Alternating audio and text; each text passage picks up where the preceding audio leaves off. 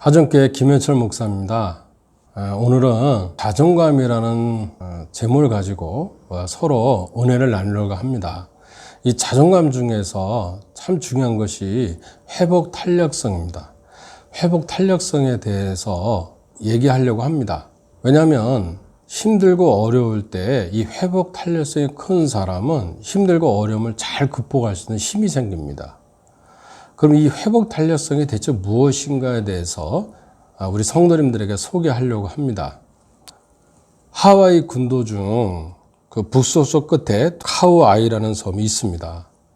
이 카우아이 섬이요, 주라기 공원에 자연 나오잖아요. 거기 촬영지입니다. 그 정도로 환상적인 대자연의 신비를 볼 수 있는 섬이라고 합니다. 근데 이 섬이 1950년대만 해도 이 섬 사람들에게는 벗어나고 싶은 지옥과 같은 곳이었습니다. 섬 주민들이요, 대대로 가난한 질병에 시달렸고 주민 대다수가 범죄자, 알코올 중독자, 정신질환자로 가득했습니다. 이 섬에 태어난다는 것은 마치 불행한 삶을 예약하는 것과 다름이 없었습니다. 1954년 미국 본토에서 다양한 학문적 관심을 가진 학자들이 절망과 좌절로 가득 찬 이 섬에서 야심찬 연구가 진행되었습니다. 에미 워라는 심리학자가 연구했는데 그 연구 대상자가 뭐냐면 그 가정 환경이 굉장히 어려운 사람을 대상으로 연구를 시작했습니다. 가장 열악한 환경에서 자란 201명을 추려서 집중적으로 연구를 시작했습니다. 근데 연구 목적이 이렇게 알코올 중독자, 정신질환자, 폭력이 가득하고 그리고 좌절감이 넘치는 곳에서 자란 아이들이 미래에 어떻게 되느냐는 겁니다. 당연히 사회 부적응자로 자랄 줄로 생각했습니다. 거기에 대한 근거를 논리적으로 학문적으로 확립하려고 에미 워라는 학자가 연구했었습니다. 그런데 생소하고 전혀 다른 연구 결과가 생기기 시작했습니다. 사회 부정자로 커나가는 것은 201명 중에 3분의 1 정도입니다. 근데 나머지 3분의 1은 놀라운 일이 벌어졌습니다. 사회 부정자가 되는 게 아니었어요. 그래서 마이클이라는 한 아이의 이야기를 에미 워너 교수가 유심히 들여다봤어요. 마이클은 그 섬의 어느 누구보다도 열악한 환경에서 태어나고 자랐습니다. 마이클의 부모는 마이클이 태어날 당시 16살의 앳된 일본계 소녀의 엄마, 19살의 어린 필리핀 소년이 아빠였습니다. 마이클이 10살 되었을 때 동생이 셋이나 있었지만 부모님은 이혼했고요. 엄마는 자식들을 버리고 섬을 떠나버렸고요. 할아버지 밑에서 같이 살았지만 마이클의 아빠와 할아버지는 사사건건 갈등을 빚었고 집안은 엉망이었습니다. 이쯤 되면 이 마이클은 약물 중독자 아니면 사회 부정자가 되는 것이 당연하게 되었어야 돼요. 그런데 18살의 마이클을 살펴보니까 놀랄 정도로 밝고 명랑한 매력적인 청년으로 자랐습니다. 상위권 성적뿐만 아니라 교육관계도 좋고 동아리 대표와 학생회장으로도 선출되었습니다. 마이클은 미국 본토의 유명 대학에 장학금을 받고 합격했고 교사라는 꿈을 구체적으로 가지게 되었습니다. 성격도 긍정적이고요, 자율적이고 도덕적이고 행복해 보였습니다. 어떻게 이런 일이 가능했냐 이거예요. 이 에미 워너 교수는요, 예외적인 경우라고 생각했는데 웬걸 이런 사례들이 이 한 학생만 아니었습니다. 케이와 메리도 매우 가난하고 불안 환경에 성장했습니다. 그러나 그들 또한 모든 집회에서 마이클처럼 아주 좋은 환경에서 태어나고 자란 아이들보다 훨씬 더 긍정적이고 유능하고 자신감이 넘쳐 있었습니다. 자료를 살펴보니까 고위험군 201명 중 무려 72명이 별다른 문제를 보이지 않았습니다. 이 72명이 마치 유복한 가정에서 태어나기도 한 것처럼 훌륭한 청년으로 성장했어요. 에미 워너 교수의 이러한 일에 대해서 의문을 가지기 시작했어요. 어떻게 어려운 환경에서도 이렇게 긍정적이고 자신감 넘치는 젊음으로 성장할 수 있는 원동력이 대체 무엇이 있을까요? 뭔가가 있지 않을까요? 그래서 조사를 해보고 나서 에미 워너 이 교수가 회복 탄력성이라는 단어를 끄집어낸 겁니다. 이 회복 탄력성은 어려움과 좌절과 낙심이 있을 때 빨리 극복하는 것을 말합니다. 그래서 회복 탄력성이에요. 그래서 에미 워너 교수는 원래 질문이에요. 사회 부정자로 만드느냐. 그러니까 예상이 뭐예요? 어려운 환경이 있고 불안 환경이 있으면 사회 부정자가 되는 거예요. 그러니까 그런 답을 미리 해놓고 그런 질문을 한 거예요. 근데 막상 연구해 보니까 이제 질문이 바뀐 거예요. 이걸 버리고 어떤 질문이냐? 대체 무엇이 어렵고 힘든 역경적인 환경에서도 불구하고 아이들을 정상적으로 바꿔주냐 이거예요. 대체 그것이 뭐냐? 그 연구를 해보니까 공통점이 하나 있습니다. 그것은 그 아이의 입장을 무조건적으로 이해해주고 받아주는 어른이 적어도 그 아이의 인생에서 한 명은 있었다는 겁니다. 그 사람이 엄마였던 아빠였던 할머니였던 할아버지였던 삼촌이었던 이모이든 간에 그 아이를 가까이 지켜봐주고 무조건적인 사랑을 베풀어주고 지지해주고 언제든지 기댈 언덕이 되어줬던 사람이 있었다는 겁니다. 결국 사람은요.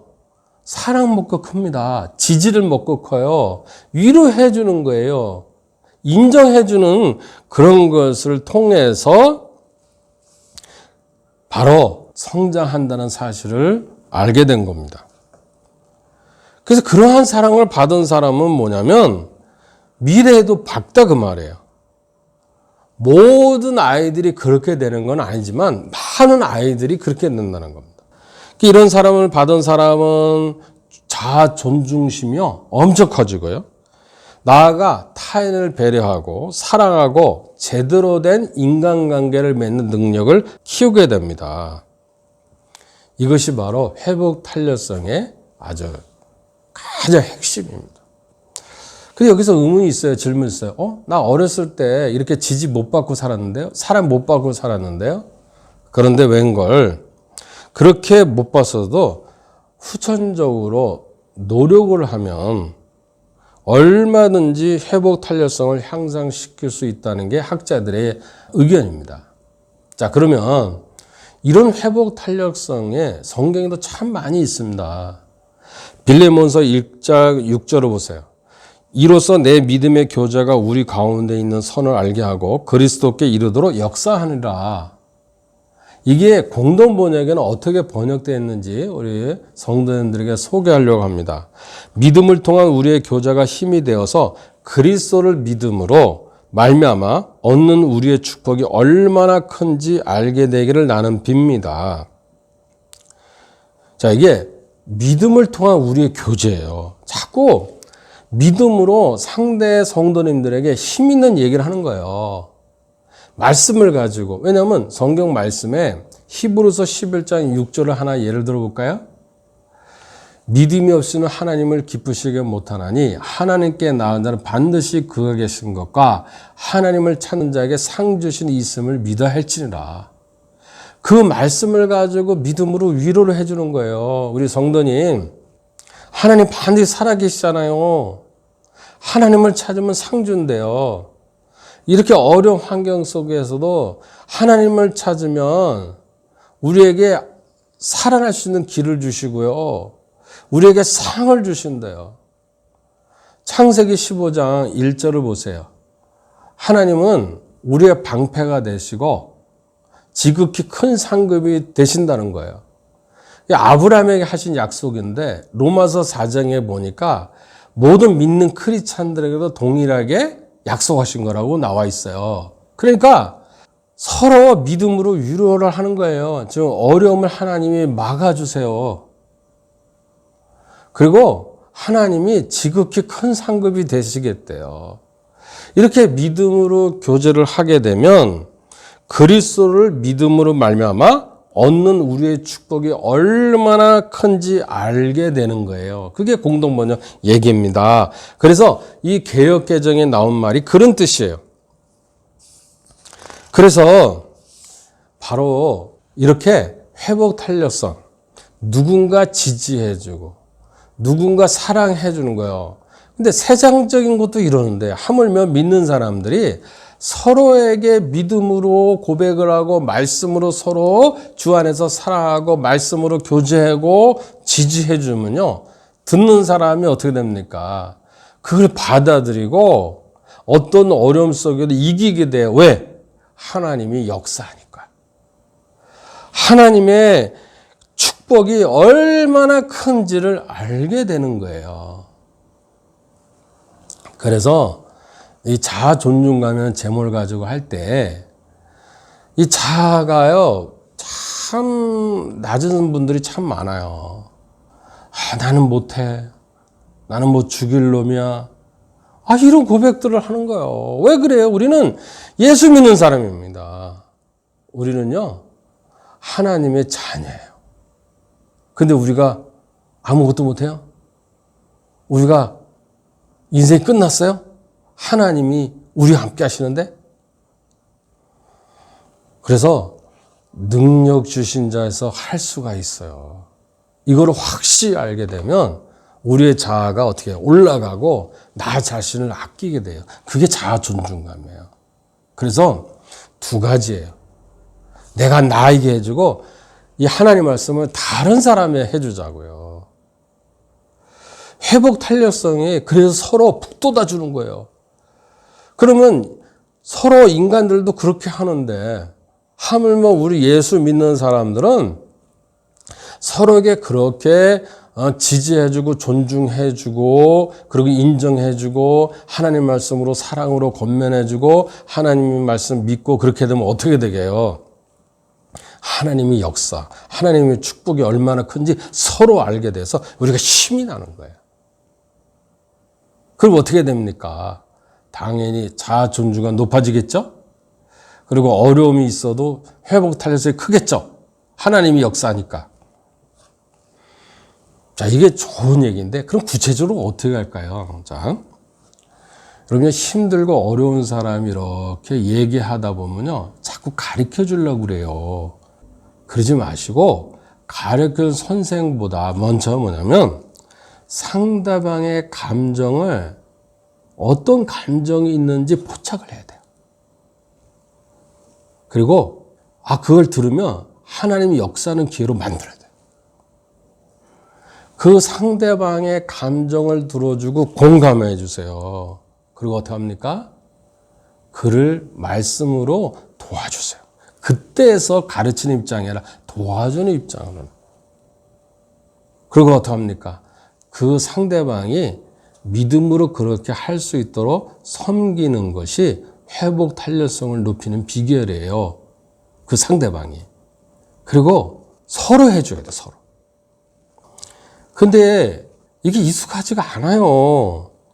그래가지고 상대방의 어떤 스트레스가 있으면 그걸 낮춰주는 대화를 해야 되는데 웬거를요. 긁어 부스럼처럼 원수가 되는 사람도 있고 즉각적으로 반박하거나 비웃게 되고요. 멀어지게 되고요. 그리고 상대방의 말에 반응하질 않아요. 흔히들 그냥 하는 말이 있잖아요. 너는 도대체 그것밖에 못하냐. 제발 좀 치워라 이놈아. 이게 뭐냐. 쓸데없는 짓 그만 좀 해라. 공부고 뭐고 다 집어쳐라. 꼴에 잘난 척을. 네 주제나 파악해라. 너가 정신 있는 놈이냐. 그쵸, 너 안 보는 게 내 마음이 편하다. 그래서 성도님들, 그냥 하는 말이라고 이렇게 말하시는 경우 있어요, 없어요? 그러면요, 이런 익숙한 이 말들은요, 상대방은 나 자신에게 해롭잖아요. 이게 바뀌어져야 돼요. 이런 말에 익숙하기보다 어떻게 되느냐, 좀 다가가 주세요. 그 사람이 내 수준에 안 맞아도 그 사람의 말을 경청하고 수용해줘. 자녀들의 말을 경청하고 수용해주고 참 믿음의 말로 하는 것이 얼마나 행복한 일입니까? 그래서 그렇게 해야 되겠다. 근데 이게 쉽지가 않아요. 연습을 해야 됩니다. 안 되면요, 거울 보고 연습을 해야 돼요. 상대방이 있다고 그래요. 내가 좀 듣고 싶고 그 사람을 내가 어떻게 주님 안에서 행복하게 싶으면 앞에 거울을 보면서요, 그 사람이 있다고 상상을 하고 한번 듣는 걸로 이렇게 아주 편안하게 이렇게 들어보세요. 그리고 그들이 이제 쓰는 평상시 말 있잖아요. 그 말을 듣고서 맞아. 그래, 네가 아파서 그래. 저 이런 식으로 뭐냐면은 말을 긍정적인 말로 바꿔주는 게 참 좋습니다. 그래서 어떻게 해야 되느냐. 이게 지지잖아요. 그 격려자들이 이 4가지 유형이 있습니다. 그런데 이게 지지한다고 격려한다고 해서 엉뚱하게 부정적으로 나가는 경우가 있는데, 그게 아셔야 돼요. 첫 번째가 축소 전환형이에요. 상대방의 감정은 별로 중요치 않다고 생각하고 상대방의 그 감정을 간과하고 무시해버려요. 그리고 부정적인 감정을 얘기를 하잖아요. 그걸 가지고 축소해서 빨리 지나도록 해줘요. 또 어떤 거는 그 감정을 놀리거나 농담 삼아요. 이러면 상대방이 폭발합니다. 억압형이 있어요. 훨씬 부정적으로 반응해서 상대방을 비난하고 꾸짖고 올바른 행동을 해야 된다고 훈계를 해요. 그럼 그 사람이 잘 될 것 같지 않아요. 또 어떤 거냐면 그냥 그래, 네 나쁜 감정은 그냥 허용하고 그냥 격려해 주는 거예요. 무조건 괜찮다 괜찮다. 그건 아니에요. 무제한 허용해 주는 게 돕는 게 아니에요. 그냥 감정 다 분출했다고 좋아한다고 다 되는 게 아니에요. 그럼 어떻게 되냐? 제대로 된 거는 뭐냐면 슬픔, 분노, 두려움 등의 감정을 잘 들어주고 그렇게 그 사람이 조절할 수 있는 시간을 허용해 주고요. 감정에 대해서 훈계하지 않고 가르쳐 주지도 않고 공감해 주는 거예요. 이 공감해 주는 능력이 굉장히 높아져야 돼요. 그렇게 하면서 말미에 하나님의 말씀으로 격려해주고 지지해주고 사랑해주는 것이 결국은 회복 탄력성이 커지고요. 자존감이 확 올라가요. 이 실제 사례에 대해서 우리 성도님들에게 소개하고 싶어요. 제 아들을 소개하겠습니다. 자, 일로 와보세요. 성도님들, 제 아들입니다. 잘생겼죠? 멋집니다.